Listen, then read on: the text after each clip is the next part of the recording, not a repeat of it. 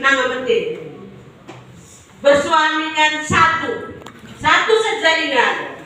Suami satu, anak 4. Oke, baik. Ya? Lumayan. Oke, sampai kalian. Oke, baik. Kita masuk pada infeksi menular seksual. Kita sepakat dulu, kalau berbicara seks itu tabu atau tidak? Tabu. Tidak. Kita sepakat dulu. Kalau kita tabu berarti kita tidak bisa berbicara pada hari ini. Oke, infeksi menular seksual yaitu infeksi yang menular melalui hubungan seksual. Hubungan apa? Seksual. Oke, kita sepakat. Hubungan seksual artinya telah melakukan bersama lawan jenis. Tetapi penyakit infeksi menular itu dapat terjadi karena kita melakukan hubungan seksual yang tidak aman. Yang tidak aman. Yang tidak aman artinya dengan tanpa pengaman. Apa lagi? Melebihi waktu. Tidak. Lebih dari satu pasangan. Jadi itu kita tidak tahu yang kita berhubungan dengan orang yang di luar itu mempunyai penyakit atau tidak. Makanya itu orang bilang selalu menggunakan kondom. Oke.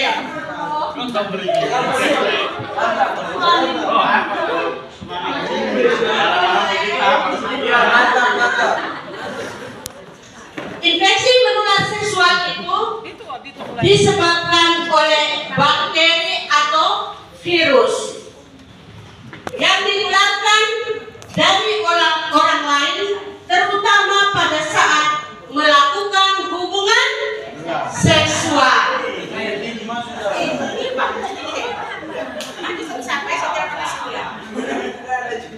Penularan terjadi jika ada kontak langsung antara luka pada alat kelamin. Jadi, kalau kita melakukan hubungan seksual dengan orang yang ada luka itu pada alat kelamin juga harus kita hati-hati. Karena apa? Kita tidak tahu bahwa dia akan mempunyai penyakit yang menular. Penularan lain melalui jarum suntik, melalui tato. Ingat, kita pada saat tato kita berbadan itu, sekarang itu orang sekali dalam digunakan harus buang. Kita tidak tahu tato yang kena di kita berbadan sudah tertular oleh tato yang terlebih dahulu orang sudah menggunakan. Jadi hati-hati anak-anak muda. Anak-anak muda jual tato kan? Jangan gampang kita mulai membuat. Dari ibu ke bayi pada saat proses dalam kandungan bersalin maupun menyusui.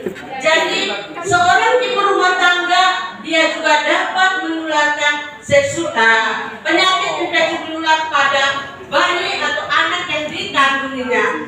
Karena apa kita tahu sekarang penyakit menular seksual ini banyak juga terjadi pada ibu-ibu rumah tangga. Karena kita tahu ibu-ibu kita punya mama-mama ini kan di rumah saja toh. Penyakitnya dari mana? Bapak-bapak yang suka berjaga. Ingat anak-anak, jadilah bapak yang setia. Hati-hati yang suka belajar. Ada? Oh, banyak ya? Oke, baik. Gejala utama pada infeksi menular seksual adalah keluaran cairan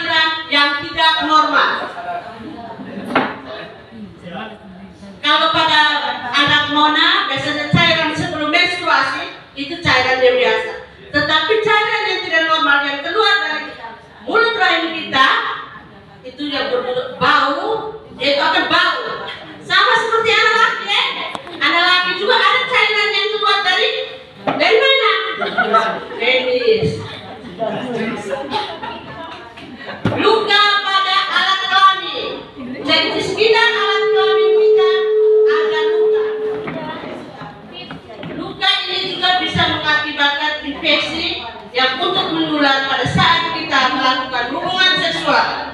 Terjadinya pembengkakan pada alat kelamin dan sekitarnya, kemudian tumbuhnya daging.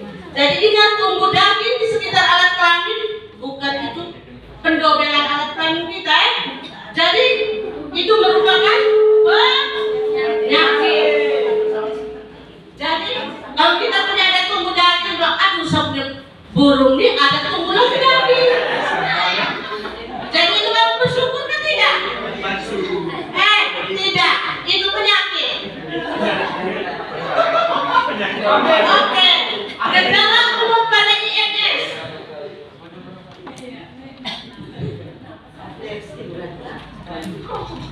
Seringkali tanpa gejala biasanya. Rasa sakit, gatal pada alat kelamin kita, munculnya benjolan dan luka pada alat kelamin, serta pembengkakan di pangkal paha. Kemudian pada perempuan, gejala pada umumnya keluarnya cairan kekuningan dan berbau. Ingat, anak-anak gadis harus bersih ya. Yang kemudian keluar darah pada masa bukan haid. Jadi darah yang keluar hanya pada saat menstruasi saja. Jadi kalau tidak menstruasi, kalau keluar darah, segera melakukan pemeriksaan.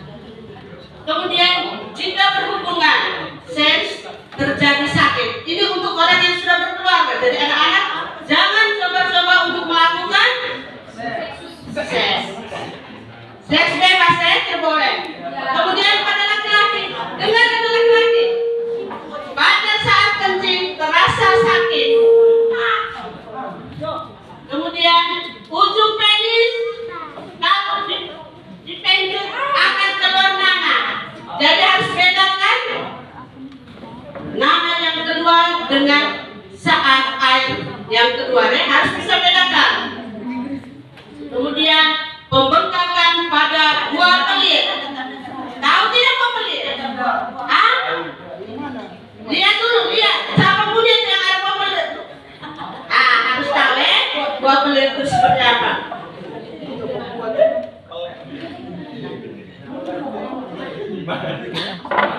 Setelah kita mengetahui gejala-gejala, kita harus juga mengenal jenis-jenis penyakit menular seksual. Yang pertama adalah gonore. Gonore atau disebut juga dengan kencing manis atau bahasa daerah kita buru padu. Penyebab utamanya adalah kuman dan bakteri.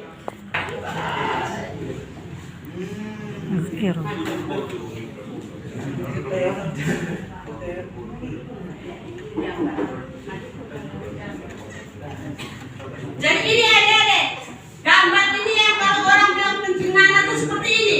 Kurang terang. Ini lihat di sini laki-laki, anak-anak. Mau kan seperti ini?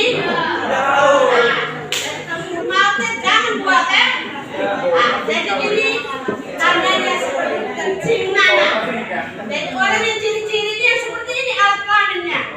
Gagal kan tidak? Tidak toh?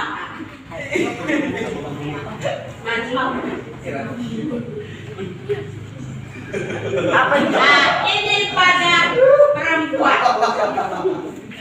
Pada perempuan sering tampak gejala keluar seperti cairan kekuningan dan bau. Jadi di alat kelamin kita akan keluar cairan yang bau, beda dengan cairan sebelum kita menstruasi, itu beda. Jadi cairannya seperti ini, bau, dia akan berbau. Kemudian kalau orang yang sudah berkeluarga, pada saat melakukan hubungan seksual akan terasa sakit. Lanjut.